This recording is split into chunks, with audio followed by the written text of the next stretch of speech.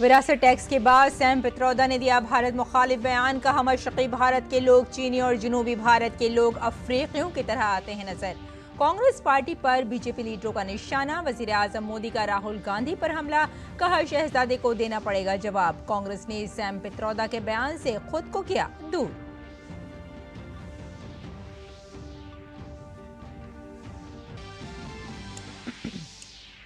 इंतखाबात शुरू होने के बाद कांग्रेस के शहजादे की अंबानी अडानी पर खामोशी क्यों?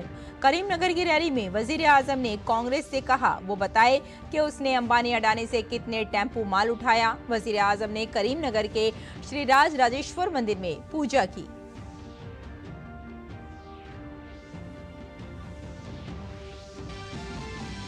लोकसभा इंतखाबात की तशहीरी मुहिम ने पकड़ी रफ्तार। मरकजी वजीर दाखिला अमित शाह ने लखीमपुर खीरी में गरीबी मिटाने से मुताल्लिक राहुल गांधी के बयान पर की तनकीद। कहा इंदिरा गांधी ने एक ही झटके में इमरजेंसी नाफिज कर दी।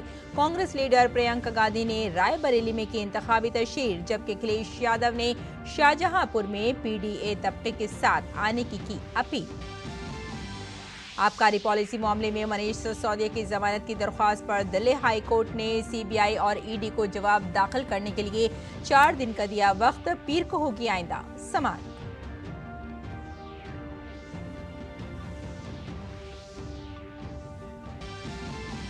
और इंडियन प्रीमियर लीग में सनराइजर्स हैदराबाद और लखनऊ सुपर जायंट्स के दरमियान आज होगा मुकाबला। प्लेऑफ की दौड़ में बरकरार रहने के लिए दोनों के लिए जीत जरूरी।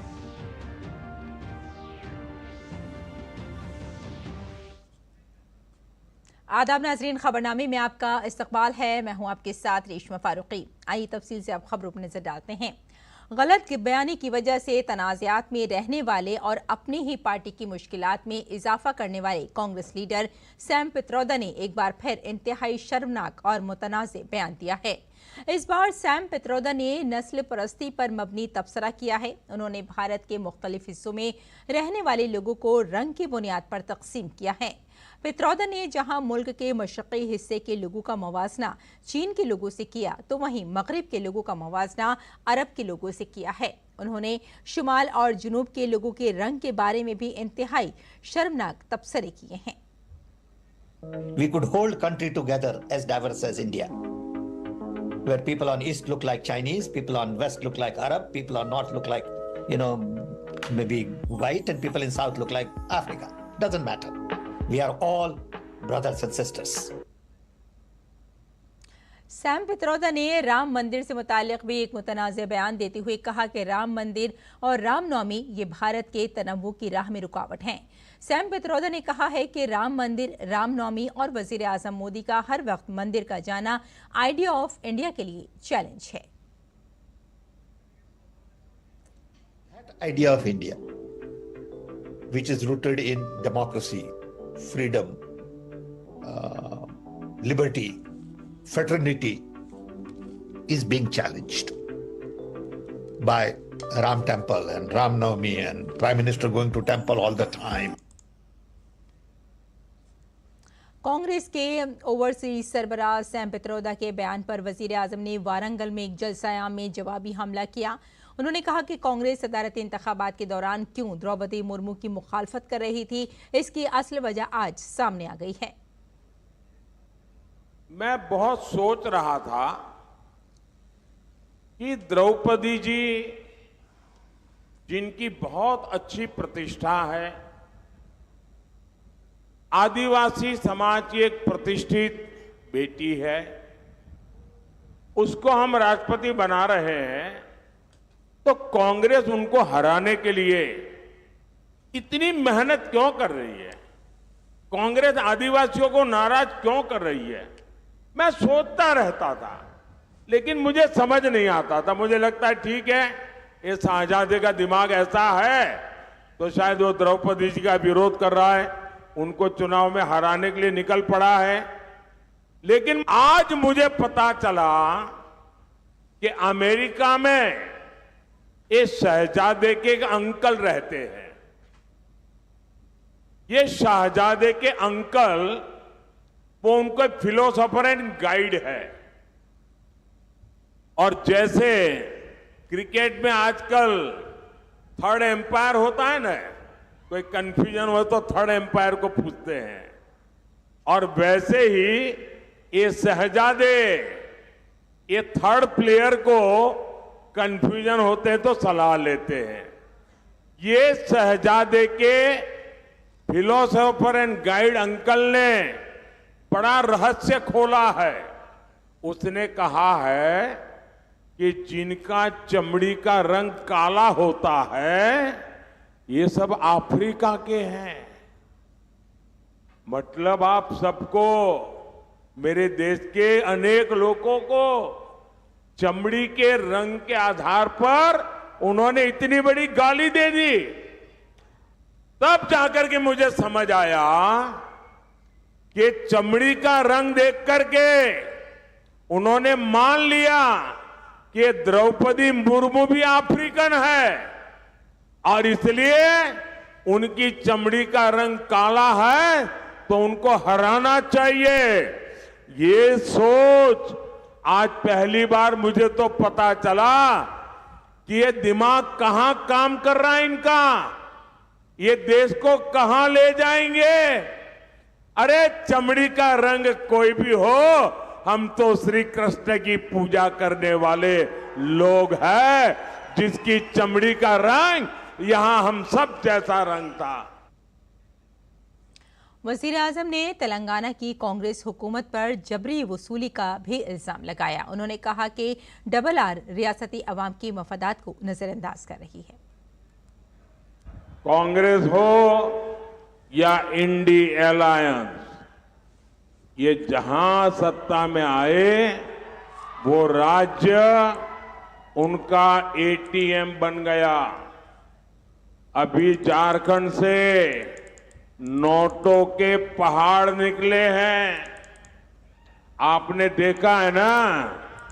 इसके पहले कांग्रेस के एक सांसद के यहां 300 करोड़ कैश निकला था, और जब मोदी इनके ब्लैक मनी, इनके करप्शन पर कार्रवाई करता है तो ये मोदी को गाली देते हैं।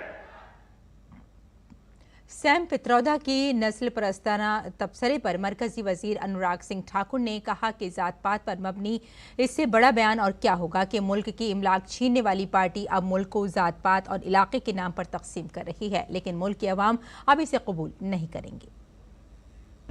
कभी संपत्ति को आपकी संतान से लेने की बात और विचार ऐसे देने का काम करते हैं, तो दूसरी ओर अब हमारे भारत के पूर्व के जो निवासी हैं उनको चीन के साथ में कहते हैं, उनकी शक्लें चीन जैसी दिखती हैं, पश्चिम वालों की अरब जैसी दिखती हैं, उत्तर वालों की अंग्रेज की तरह दिखती है और दक्षिण वालों की अफ्रीकन की तरह दिखती है। इससे बड़ा जातिवादी बयान क्या हो सकता है? कितना बांटोगे जाति के नाम पे, क्षेत्र के नाम पे देश को, और ये देश अब स्वीकार नहीं करेगा। देश सबका साथ सबका विकास इसी मूल मंत्र के साथ आगे चलता है, लेकिन कांग्रेस का घिनौना चेहरा पशुधन स्त्री धन छीनने वाला, आपकी संपत्ति छीनने वाला, और अब आपको जाति के नाम पर नीचा दिखाने वाला सामने आया है। मुल्क में लोकसभा इंतखाबात चल रहे हैं और तमाम पार्टियां एक दूसरे पर लफ्जी हमले कर रही हैं। उधर कांग्रेस लीडर सैम पित्रोदा अपने मुतनाज़ बयानात की वजह से एक बार फिर मौजूए बहस हैं। बीजेपी ने सैम पित्रोदा के बयान पर सख्त हमला किया है। बीजेपी के तर्जुमान सुधांशु त्रिवेदी ने एक प्रेस कॉन्फ्रेंस में कहा कि जैसे जैसे लोकसभा इंतखाबात आगे बढ़ रहे हैं, कांग्रेस की नकाब उतरती जा रही है और इस तरह मुल्क के अंदर और बाहर हर तरफ नकाब उतर रही है। जो जो लोकसभा का चुनाव आगे बढ़ता जा रहा है, कांग्रेस के चेहरे से नकाब उतरता चला जा रहा है और वो देश के अंदर, भीतर और बाहर सब तरफ से वो नकाब उतर रहा है। आज पुनः एक बार राहुल गांधी जी, जिसके शागिर्द हैं, उनके कुख्यात उस्ताद सैम पित्रोदा साहब ने भारत, भारतीय संस्कृति, भारत की पहचान और भारतीय लोगों की पहचान के बारे में बेहद आपत्तिजनक बयान दिया है। बीजेपी के तर्जुमान सुधांशु त्रिवेदी ने यह भी कहा कि अब ऐसा लगता है कि अब ये इंतखाबात का मामला नहीं रहा, ये भारत के वजूद का मसला बन गया है। अब ऐसा लग रहा है कि यह विषय, कांग्रेस पार्टी जिस सीमा तक जा रही है, यह विषय चुनाव का नहीं रह गया है, यह विषय राजनीति का नहीं हो गया है, यह विषय भारत के अस्तित्व का हो गया है। मतलब वो महोदय ये कह रहे हैं कि भारत की विविधता और लोकतंत्र, राम मंदिर, रामनवमी और प्रधानमंत्री जी के मंदिर जाने से चैलेंज हो रही है। मैं पुनः कहना चाहूंगा कि विदेशी मानसिकता के इन सलाहकारों से ओतप्रोत लोग उस विचार को समझ ही नहीं सकते। माननीय प्रधानमंत्री जी ने कहा है कि भारत दुनिया की सबसे बड़ी डेमोक्रेसी नहीं, India is the mother of democracy. कहां ये लोग इसमें पड़े हुए हैं कि सब बाहर वालों ने दिया है। जो सैम पित्रोदा जी का बयान है, यह भारत के उस मूल स्वरूप के प्रति अज्ञानता और अवमानना, मींस इग्नोरेंस एंड कंटेम्प्ट दोनों को बताता है। वजीर-ए-आज़म नरेंद्र मोदी ने करीमनगर तेलंगाना में एक जलसा-ए-आम से खिताब किया। उन्होंने कहा कि कांग्रेस और बीआरएस की कुनबा परवरी, नाज बर्दारी और बदउनवानी ने अवाम की उम्मीदों पर पानी फेर दिया है। उन्होंने कहा कि जब से तेलंगाना में कांग्रेस की हुकूमत बनी है, डबल आर का सिंडिकेट चल रहा है। एक तेलंगाना को लूटता है और दूसरा दिल्ली में पैसा इकट्ठा करता है। वजीर-ए-आज़म ने इल्जाम लगाया कि कांग्रेस ने इंतखाबात के दौरान अंबानी अडानी के साथ क्या इत्तेहाद किया है। आपने देखा होगा कि कांग्रेस के शहजादे पिछले 5 साल से सुबह उठते ही माला जपना शुरू करते थे। जब से उनका राफेल वाला मामला ग्राउंडेड हो गया, तब से उन्होंने एक नई माला जपना शुरू किया। 5 साल से एक ही माला जपते थे, 5 उद्योगपति, 5 उद्योगपति, 5 उद्योगपति। फिर धीरे धीरे कहने लगे अंबानी अडानी, अंबानी अडानी, अंबानी अडानी। 5 साल से। लेकिन जब से चुनाव घोषित हुआ है, इन्होंने अंबानी अडानी को गाली देना बंद कर दिया। मैं आज तेलंगाना की धरती से पूछना चाहता हूं,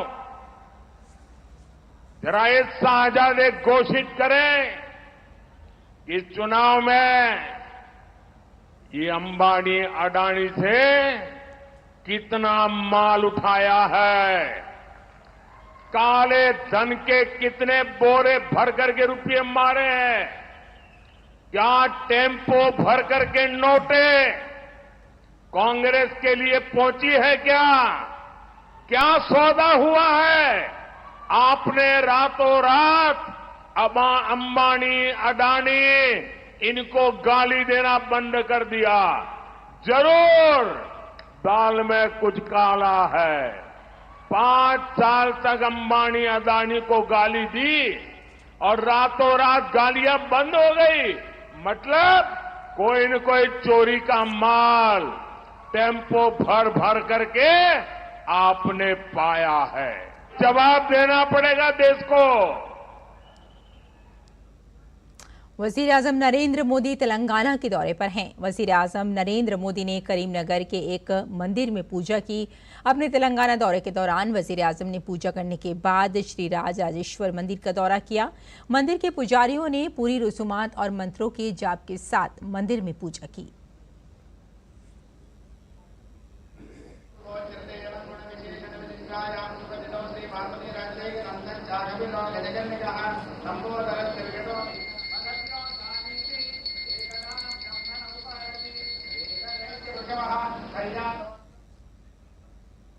कांग्रेस जनरल सेक्रेटरी प्रियंका गांधी ने उत्तर प्रदेश के रायबरेली में एक इंतखाबी रैली से खिताब किया। प्रियंका गांधी ने कहा कि आपका वोट सेहत, सड़क, बिजली और रोजगार को जाना चाहिए। कोई लीडर वोट मांगने आए तो पूछिए तुमने हमारे लिए क्या किया। आपका वोट अपने गांव में बिजली, पानी, सड़क, शिक्षा, स्वास्थ्य की सुविधाओं के लिए जाना चाहिए। आपका वोट आपके जो अधिकार है उनको मजबूत बनाने के लिए जाना चाहिए। लोकतंत्र क्या है, आपके जीवन में क्या महत्व है उसका, यही है कि आपको वोट का अधिकार मिलता है। आपको कुछ पसंद नहीं है, आपको शिकायत करने का अधिकार है। आपको नेता को जवाबदेही बनाने का अधिकार है कि भाई तुमने मेरा काम नहीं किया, देखना मैं भी तुम्हारे लिए वोट नहीं डालूंगी। यहाँ आते हो वोट मांगने के लिए, काम करके दिखाओ, ये अधिकार दिया है। और आरजेडी लीडर तेजस्वी यादव ने एक बार फिर अपोजिशन इत्तेहाद की हुकूमत बनाने का दावा किया है। तेजस्वी यादव ने कहा कि इंतखाबात के तीसरे मरहले में उनकी पोजीशन काफी मजबूत नजर आ रही है। कल का जो चुनाव हुआ, जो कल के तीसरा चरण का, उसमें हम लोग जो है बहुत ही अच्छे पोजीशन पे हैं। जो लोग चुनाव से पहले कुछ समझते थे, अब सब लोग जो है धीरे धीरे उंगली चबाने का काम कर रहे हैं। तो हम लोग पूरे तरीके से एकदम कॉन्फिडेंट है कि 4 जून को इंडिया की सरकार बनने जा रही है। आज गुरुदेव रविंद्रनाथ टैगोर के यौम पैदाइश के मौके पर पार्लियामेंट के अहाते में उन्हें गुलाहे अकीदत पेश किया गया। लोकसभा के स्पीकर ओम बिरला और राज्यसभा के डिप्टी चेयरमैन हरिवंश ने सदन में रविंद्रनाथ टैगोर को गुलाहे अकीदत पेश किए। और हरियाणा में 3 आज़ाद मेंबरान असेंबली के बीजेपी से हिमायत वापस लेने की वजह से सियासी हलचल तेज हो गई है। इसी दौरान वजीर आला नायब सिंह सैनी ने हुकूमत के अक़लियत में आने के खतरे से इनकार किया है और कांग्रेस पर लोगों को गुमराह करने का इल्जाम लगाया है। कांग्रेस की सोच रही है ये इच्छाएं पूरी करते हैं। लोकसभा के अंदर जब इनकी सरकार, कहीं इनको लगता था कि दिक्कत में है, तो फिर ये कुछ लोगों की इच्छाएं पूरी करते हुए ढूंढते थे। जिससे किसी को होंगी, सरकार को कोई दिक्कत नहीं है।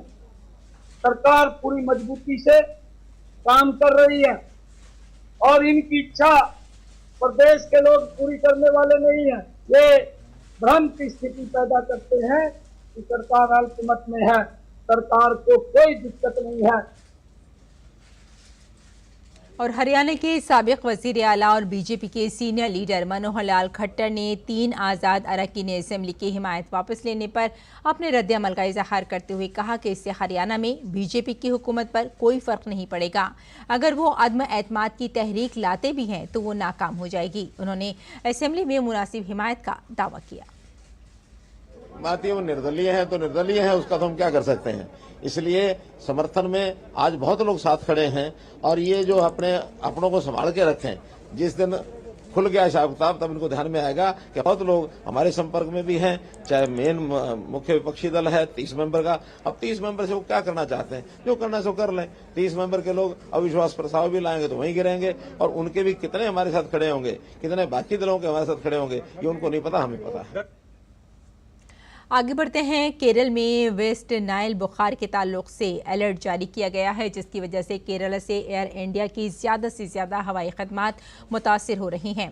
खबर है कि एयर इंडिया के अमले के अरकान बड़ी तादाद में इस बीमारी की वजह से छुट्टी पर हैं। इसके अलावा एयर इंडिया एक्सप्रेस की फ़्लाइट सर्विस मनसूख होने से मुसाफिरों को मुश्किलात का सामना है। मरकजी वज़ीर मुमलिकत और senior BJP leader V Muraleedharan ने केरला के वजीर आला पिनराई विजयन के ज़ाती गैर मुल्की दौरे पर सख्त तनकीद की है। जहां केरला में गर्मी की लहर और वेस्ट नाइल बुखार की वजह से बहुत से लोगों की मौत होने की इत्तला है, वहीं रियासत के सरबराह का ज़ाती तफरी के लिए बैरून मुल्क दौरे पर जाना तनकीद की वजह बन गया है। बीजेपी के सीनियर लीडर वी मुरलीधरन ने वजीर आला पिनराई को जदीद दौर का नेरो करार दिया है। वहीं मुरलीधरन ने कहा कि वजीर आला किसी को चार्ज दिए बगैर इतने लंबे सफर पर निकले हैं। उन्होंने वजीर आला से पूछा कि इस सफर को कौन स्पॉन्सर कर रहा है। उन्होंने ये भी सवाल किया कि क्या इस तरह के दौरे मार्क्सिस्ट कम्युनिस्ट पार्टी या फिर CPIM की हिमायत याफ्ता मेहनतकश तबके के नजरिए के मुताबिक हैं। केरला के वजीर आला अपने दामाद और PWD के वजीर मोहम्मद रियाज और खानदान के साथ जुनूब मशरकी एशियाई मुल्क के 15 रोजा जाती दौरे पर निकले हैं।